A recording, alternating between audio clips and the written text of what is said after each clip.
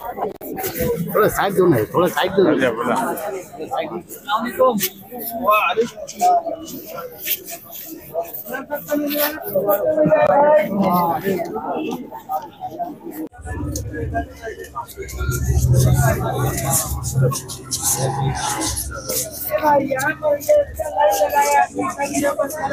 भाई एक लाइन बनाइए भाई, क्या पैगाम देना चाहिए?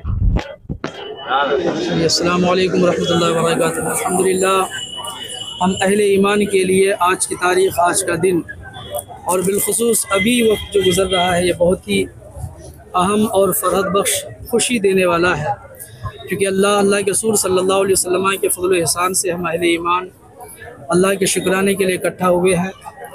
और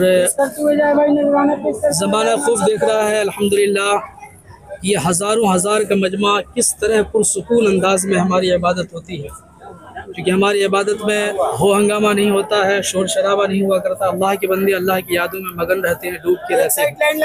इससे हमारे दूसरे भाइयों को सबक हासिल करना चाहिए और सबक लेना चाहिए कि इबादत रब की, अपने खालिक की, अपने मालिक की और भगवान की कैसे की जाती है।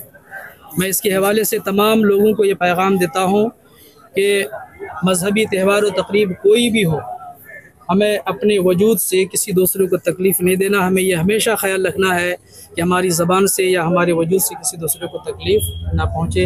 इस्लाम यही पैगाम देता है और मैं भी एक इस्लाम के फ़ॉलोवर होने के नाते अल्हम्दुलिल्लाह तमाम अहले ईमान को भी यही पैगाम देता हूँ कि हमेशा अमन व शांति का ख़याल रखें, हमेशा इसका ख़याल रखें कि आपके वजूद से किसी दूसरे को तकलीफ़ ना पहुँचे।